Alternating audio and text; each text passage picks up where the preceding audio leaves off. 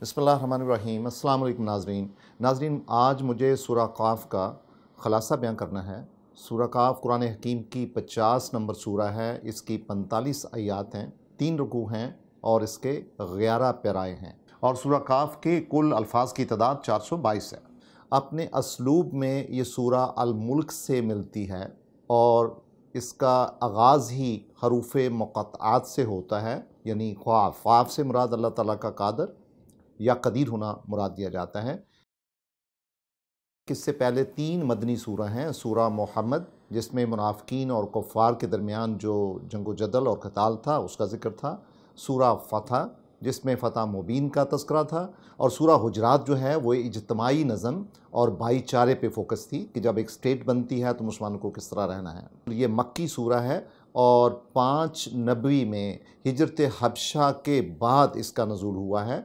और ये वो दौर था जिसमें कि दौरे तज़कीर भी था, यानी जो मुसलमान थे वो तज़क्कर में थे, लेकिन दौरे तक़ज़ीब भी था। इसका जो पस मंज़र है उसमें सूरह काफ से सूरह तहरीम तक 17 सूरतें हैं।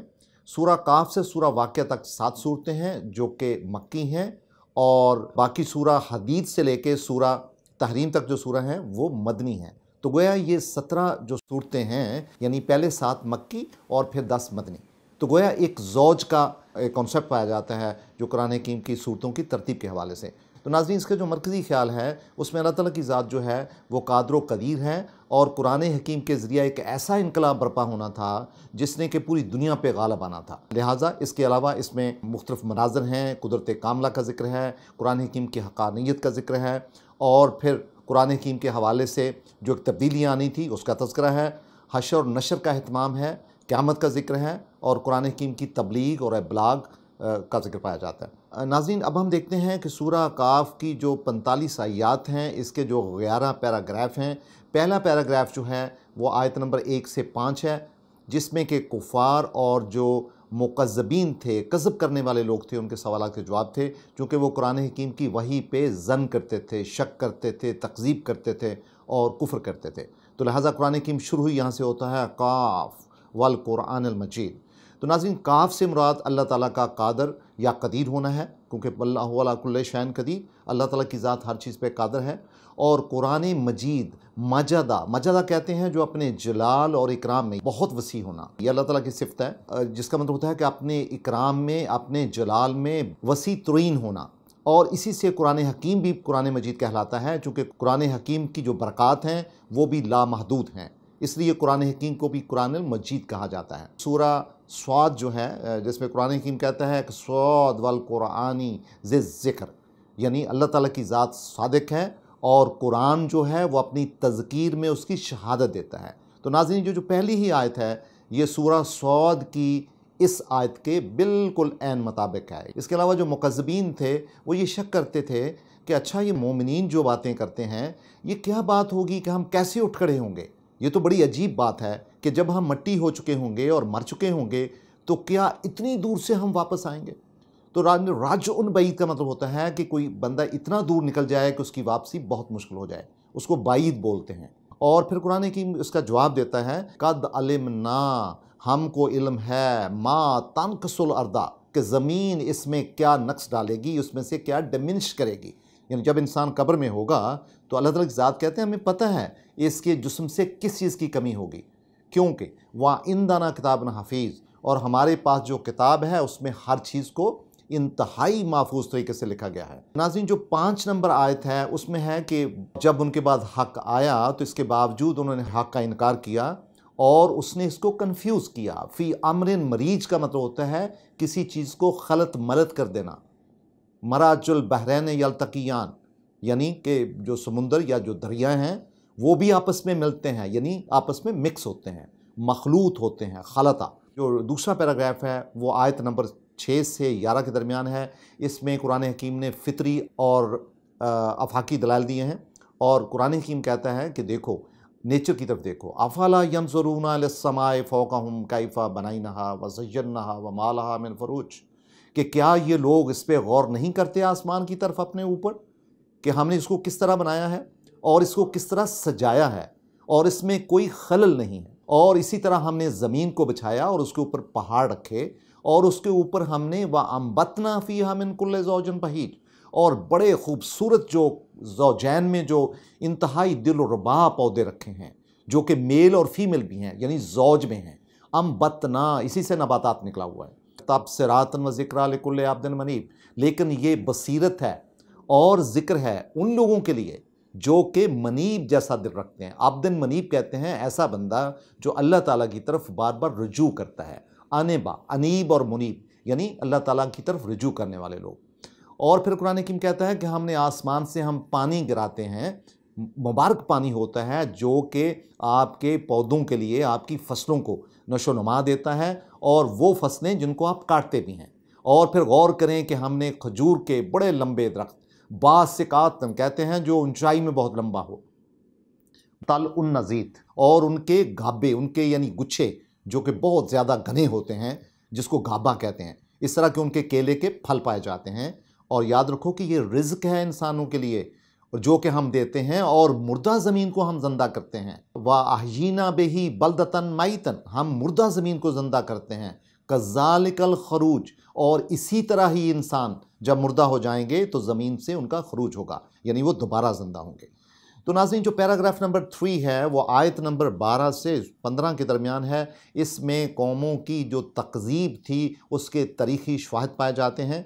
और कुरान हकीम कहता है कज़्ज़बत क़ब्लहुम कौमन नूहन व सहाबुर रस्स व समूद, यानी कौम नूह और जो कुएं वाले सहाब थे, और जो समूद की कौम थी, और फिर आद और फ़िरौन और जो लूत के भाई थे, और इसी तरह ऐकता के जो सहाब थे यानी जंगलों वाले, और वो कौम जो तुब्बा की कौम थी। इन सारों ने अल्लाह ताला की हकीकत की नफ़ी की, उन्होंने रसूलों को जतलाया। हकीकत की नफ़ी करने के वाईद में उनको सज़ा दी, और वो वईद सही साबित हुई। नाज़रीन, जो वादा होता है वो नेक कामों की जज़ा होती है, और जो वईद होती है वो जो बुरे काम हैं या जो लोग राह रास्ते नहीं होते, तागी होते हैं, उनका जो सज़ा है उसका बराबर साबित होना या एग्जैक्टली उनका पूरा हो जाने को वईद बोलते हैं। तो फिर कुरान की अगली आयत में, आयत नंबर 15 में कुरान की सवाल करता है, अल्लाह ताला की ज़ात कहते हैं अफ़ाईना बिल खल्क़िल अव्वल, क्या हम इनकी पहली तख्लीक से थक गए थे? जो कि बल हुम फ़ी लब्सिन मिन खल्क़िन जदीद, जो इनको शक है कि हम खल्क़िन जदीद नहीं कर सकेंगे। तो नाज़रीन, यहाँ पे खल्क़िल अव्वल व खल्क़िन जदीद दो तख्लीकों का जिक्र है। एक वो तख्लीक है जो कि अल्लाह ताला ने आपको नीस्ती से पैदा किया, यानी आप एग्जिस्ट नहीं करते थे। और क्या अल्लाह ताला की ज़ात जो आपको ना होने से पैदा कर सकती है, वो आपको दोबारा खल्क़े जदीद में आपके मरने के बाद नहीं उठा सकती? अच्छा नाज़रीन, इसी तरह जो पैराग्राफ नंबर 4 है वो आयत नंबर 16 से 22 के दरमियान है। इसमें इंसान और कुर्बत इलाही का जिक्र पाया जाता है, और अल्लाह ताला की ज़ात कहते हैं वलाक़द ख़लक़नल इंसान व नालमु मा तुवस्विसु बिही नफ़्सुहु, कि हमने इंसान को पैदा किया है, वा नालमु, और हम इल्म रखते हैं इसके नफ्स में जो ख़यालात चलते हैं। नफ्स मुराद उसका दिमाग और दिल के में जो ख़यालात और नज़रियात होते हैं उससे हम बाखूबी वाकिफ़ हैं, अल्लाह ताला की ज़ात कहते हैं। और व नहनु अक़रबु इलैहि मिन हब्लिल वरीद, और हम इसकी शारग से भी ज़्यादा नज़दीक हैं। आपने सूरह नास पढ़ी होगी, अल्लज़ी युवस्विसु फ़ी सदूरिन नास, यानी वो लोग जो हैं वो वसवसे डालते हैं इंसानों के सीनों में, उनके दिमागों में, उनके ख़यालात में। तो नफ्स और वसवसा जो है, यानी वसवसा का तअल्लुक़ इंसान के नफ्स से है और शैतान के साथ भी है। और इसी तरह कुरान हकीम कहता है कि इज़ा यतलक़्नल मुतलक़्क़ियान अनिल यमीन व अनिश शमाल, कि हमने राइट और लेफ़्ट यानी दाएं बाएं पे ऐसे फरिश्ते रख दिए हुए हैं जो इंसान का हिसाब रखते हैं। नाज़रीन, जो यमीन होता है ये नोबल होने की या अच्छे कामों की दलील है, और जो शिमाल है ये बुरे अमाल की दलील है, ईवल साइड के, नहीं नेगेटिव कॉनोटेशन के साथ आता है। तो कुरान हकीम कहता है कि हमने ऐसे फरिश्ते रखे हैं जो कि अच्छे और बुरे अमाल को लिखते हैं बाकायदा। इंसानी रूह और नफ्स की मिसाल ऐसे है जैसे मोबाइल फ़ोन की सिम होती है जिस पे कि हर चीज़ रिकॉर्ड होती है, और यौम हिसाब में भी यही सिम खुलेगी जिस पे हमारे रिकॉर्ड दर्ज होंगे। तो गोया हमारी रूह और नफ्स जो है वो हमारी सिम है, अमाल की सिम है। कुरान हकीम कहता है वमा तुजज़ौना इल्ला मा कुंतुम तामलून, यानी आपको वही मिलेगा, वही जज़ा मिलेगी जो आपने अमल किए होंगे। या अल यौमा तुजज़ौना मा कुंतुम तामलून, यानी ये वही दिन होगा जिस दिन आपको अपने अमाल की जज़ा मिलेगी। मा यल्फ़िज़ु मिनल क़ौलि इल्ला लदैहि रक़ीबुन अतीद, कि आप मुँह से एक लफ्ज़ निकालते ही हैं तो उसके कातबीन उसको फ़ौरन लिख लेते हैं। और वजाअत सकरतुल मौती बिलहक़ी, और जब आप पे मौत की गनूदगी आती है जो कि यकीनन होती है, हक होती है, ज़ालिका मा कुंता तुहीद, हालांकि आप इससे पहले वाकिफ़ नहीं थे। और व नुफ़िख़ फ़िस्सूर ज़ालिका यौमुल वईद, और फिर वो दिन होगा जिस दिन सूर फूंका जाएगा, और यही वादे का दिन होगा, यानी क़यामत का दिन होगा। और फिर कब बताया जाता है कि जात कुल्लु नफ्सिन माहा साइकन व शहीद, कि हर नफ्स जो है वो मौत के बाद दो कुव्वतों के साथ आगे जाएगा। एक कुव्वत उसकी ड्राइवर होगी और दूसरी कुव्वत उसकी शहीद होगी, उसकी शहादत देने वाली। गोया कि दो फरिश्ते या दो कुव्वतें उसके आगे और पीछे उसके साथ होंगी। और लक़द कुन्ता फ़ी गफ़लतिन मिन हाज़ा, और फिर कहा जाता है कि आपको तो इस बात का इल्म नहीं था। फ़कशफ़ना अन्का ग़िताअका, और फिर इस पर्दे को हमने आपके लिए चाक कर दिया। फ़बसरुकल यौमुल हदीद, और अब उस दिन को आप वाज़ेह तौर पे देख सकते हैं। उस दिन का नक्शा आपके ज़हन में सबत हो गया है, आप उसको वाज़ेह तौर पे फील कर सकते हैं। नाज़रीन, जो पैराग्राफ नंबर 5 है वो 23 से 30 आयात के दरमियान है, और इसमें है वकाला करीनहू, यानी उसका साथी कहेगा यौम हिसाब के दिन कि या अल्लाह, ये तो इस बंदे का हिसाब था, और ये बंदा खैर को मना करने वाला था और हद से बड़ा हुआ था, तो लिहाजा अल्लाह ताला की ज़ात से हुक्म होगा कि इसको जहन्नम में डाल दो, क्योंकि ये इंतहाई नशुक्रा है। और ऐसा बंदा जो अल्लाह ताला के साथ किसी और को खुदा ठहराता था, उसको अज़ाब शदीद में डाल दो। तो गोया इससे साबित हुआ कि जो शिरक होता है, जो यानी शिरक अलूहियत का शिरक है, ऐसा शिरक की सज़ा जो है वो अज़ाब शदीद होगी। और फिर यही करीन जो है अल्लाह ताला की ज़ात को कहेगा कि या अल्लाह, मैंने तो इस बंदे को बहकाया नहीं है, बल्कि ये खुद ही बहुत बड़े बहकावे में गया हुआ था, डिस्ट्रैक्शन में था। तो अल्लाह ताला की ज़ात से हुक्म होगा कि अब कन्फ्यूजन क्रिएट ना करो, यानी हर चीज़ आपको पहले बता दी गई थी और आपको इन चीज़ों का अंजाम भी बता दिया गया था। लिहाजा अल्लाह ताला की ज़ात के यहाँ जो अमाल होते हैं उसमें कोई तब्दीली नहीं होती, क्योंकि अल्लाह ताला की ज़ात किसी के साथ जुल्म करने वाली नहीं है। और फिर अल्लाह ताला की ज़ात कहेगी जहन्नम से कि क्या तुम में कोई गुंजाइश मौजूद है? तो जहन्नम कहेगी, क्या मुझ में दाखिले के लिए और भी गुनाहगार हैं? तो नाज़रीन, जो छठा पैराग्राफ है वो आयत नंबर 31 से 35 के दरमियान में, इसमें मुत्कियों का मकाम बताया गया है। उज़्लिफ़तिल जन्नतु लिलमुत्तक़ीना गैर बाईद, लेकिन जो जन्नत है वो मुत्कियों के करीब कर दी जाएगी। जुल्फ़ से मुराद कुर्बत होती है, गैर बाईद यानी बहुत दूर नहीं होगी। तो गैर बाईद से एक बात वाज़ेह है कि जन्नत जो है वो इस दुनिया में भी इंसानों को उसका मुआवजा दिया जाता है, यानी वो बहुत दूर नहीं है। तो इससे मुराद रूहानी जन्नत मुराद है, जो कि इंसानों को इवन दुनिया में भी मुयसर होती है। और हाज़मा तो अदूना लिकुल्ले अवाबिन हफ़ीज़, और ये उन लोगों को वादे में दी जाएगी जो लोग अल्लाह ताला के साथ तल्लुक़ जोड़ने वाले होते हैं और अपने अमाल की हफाजत करने वाले होते हैं। और ऐसे लोग यकीनन ऐसे होते हैं जो रहमान से खशियत में रहते हैं और अपनी अक्ल के साथ, अपनी बसीरत के साथ, और वो अपने दिल को बार बार अल्लाह ताला की याद में राग़ब करते हैं। वज्जा बिलक़ल्बिन मुनीब, यानी ऐसा बंदा जिसका दिल बार बार रजू करे, उसको कल्ब मुनीब से कहा जाता है। और फिर कहा जाएगा कि आप जन्नत में दाखिल हो जाएं, और ये वो दिन है जो कि हमेशा रहने वाला है, और उसमें आपको नेमतें हासिल होंगी आपकी मर्ज़ी के मुताबिक, और इवन वो नेमतें भी जो मज़ीद आप चाहेंगे। तो नाज़रीन, जो 7 नंबर पैराग्राफ है वो आयत नंबर 36 और 37 पे मुहित है, और इसमें कौमों के शवाहिद हैं और कुरान हकीम का ज़िक्र है। और कहा जाता है कि देखें, हमने माजी में कितनी कौमों को जो आपसे ज़्यादा ताकतवर थी हमने ख़त्म किया। फ़नक्कबू फ़िल बिलादी हाल मिन मुहीस, उन्होंने बड़े अपने ज़माने में शहरों में बहुत बुराइयाँ की। नकब कहते हैं जब कोई सुराख किया जाए किसी चमड़े में या किसी चीज़ में, नकीब उसी से है। नक्काबू फिल बिलाद, यानी वो बड़े गलत उन्होंने अमाल किए, लेकिन इसके बावजूद उनको कोई दौड़ने की जगह नहीं मिली। और कुरान हकीम कहता है कि एक बात याद रखें, इन्ना फ़ी ज़ालिका लज़िक्रा, कि कुरान हकीम जो है वो आपके लिए ज़िक्र है, लेकिन किस बंदे के लिए? लिमन काना लहू कल्बो, जो अपना दिल इसकी तरफ देता है, ओ अलकस्समा, और अपना कान इसकी तरफ धरता है, वाह हुआ शहीद, और यकीनन उसी का जो कल्ब है वो उसके ऊपर शहादत भी देता है। तो नाज़रीन, यहाँ अक्ल इल्म की बात हुई है, और होवा शहीद से मुराद है हजूर कल्ब, यानी कल्ब की गवाही होना। तो नाज़रीन, जो 8वां पैराग्राफ है इसमें खालिक़ कायनात की इबादात का जिक्र है कि देखो, अल्लाह ताला की ज़ात कहते हैं कि हमने आसमानों को और ज़मीन को और जो कुछ उनके दरमियान है उनको 6 फेज़ेज़ में, 6 अदवार में पैदा किया। अयाम से मुराद अदवार हैं, यानी एक दौर जो है वो बिलियन ईयर्स का है और इसके बावजूद हम में कोई थकावट ना आई। तो लिहाजा आप लोगों को नसीहत की जाती है फ़स्बिर अला मा यक़ूलूना। लिहाजा रसूल अकरम को और मोमिनीन को कहा जाता है कि लिहाजा आप सब्र करें कुफ़ार और मुशरिकीन जो आपको कहते हैं। तो फिर आप क्या करें, वसब्बिह बिहम्दि रब्बिका, तो अल्लाह ताला की तस्बीह बयान करें और अल्लाह ताला की इबादत करें।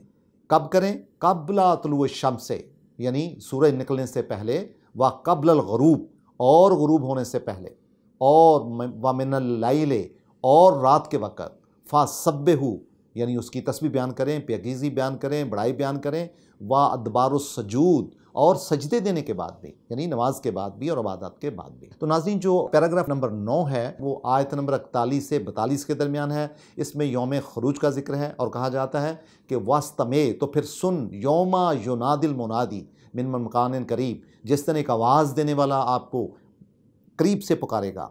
इसमें हज़रत इसराफील और जिब्राईल की तरफ इशारा है जो कि वो ऐसी आवाज़ निकालेंगे, और लेकिन इसमें एक कुछ उलमा का हुज़ूर अकरम की तरफ भी इशारा है क्योंकि उन्होंने भी नसीहत के लिए और लोगों को हदायत देने के लिए उन्होंने अपनी आवाज़ दी है। और इस तरह कुरान में कहता है कि यौमा यस्माऊन सायहत बिल हक़, तो ये वो दिन होगा जिस दिन एक चीख आएगी जो कि यकीनन होगी, बिल हक़, ज़ालिका यौमुल खरूज, और यही वो दिन होगा जो कि लोगों के निकलने का दिन होगा, यानी उठने का दिन होगा। आमतौर पे इससे एक रूहानी तौर पे उठना भी मुराद दिया जाता है। नाज़रीन, जो पैराग्राफ नंबर 10 है वो आयत नंबर 43 और 44 पे मोहित है, और इसमें अल्लाह ताला की ज़ात जो है वो ज़िंदगी और मौत की मालिक है और क़यामत की मालिक है। इन्ना नहनु नुहयी व नुमीतो व अलैना मसीर, के बिलाशुबा हम ही हैं जो ज़िंदगी देते हैं, व नमीतो, और मौत देते हैं, व अलैना मसीर, और हमारी ही तरफ आप लोगों ने लौटना है। पूरी कायनात ने, पूरी तख्लीक ने अल्लाह ताला की ज़ात की तरफ ही लौटना है। नाज़रीन, देखें कितनी खूबसूरत है कि इसमें 5-6 अल्फाज हैं इसमें, और इतना बड़ा इसका मानी है। ये अरबी ज़बान का कमाल है, और सारों के साथ नून का सीगा है, सारों के साथ देखें, नाहनो नोहजी नमीतो अलैना, और इससे मुराद अल्लाह ताला की ज़ात की तरफ इशारा है। आखिरी से पहली जो आयत है इसमें कुरान हकीम कहता है कि यौमा तशक्कुल अर्दु अन्हुम सिरान, कि यकीनन जिस दिन जो ज़मीन है वो फट जाएगी और वो सूरत के साथ फटेगी, और यकीनन इसमें ज़ालिका हश्रुन अलैना यसीर, ये हमारे लिए बहुत मुश्किल नहीं है। इसमें सिरान जो है वो मस्दर है। जो 45 नंबर आयत है उसमें कुरान हकीम कहता है नहनु आलमु बिमा यक़ूलूना, कि हमें इल्म है, यानी प्रॉफिट से और मोमिनीन से मुखातब है अल्लाह ताला की ज़ात, कि हमको इल्म है कि ये मुशरिकीन, मुनाफिकीन और मुकज़्ज़बीन जो आपको कहते हैं, वमा अंता अलैहिम बेजब्बारिन, लेकिन आप इन पे जबर करने वाले ना हो, यानी आप इन पे ज़बरदस्ती करने वाले ना हो। तो फिर आप क्या करें, फ़ज़क्कर बिल कुरानी, तो आप कुरान का जिक्र करें, लेकिन किसको, मैं यो खाफा वही, ऐसा बंदा जो खौफ की कैफियत रखता है कि उसका यौम हिसाब आएगा, वाईद, यानी उस वादे के दिन की जिसका वादा दिया जाता है।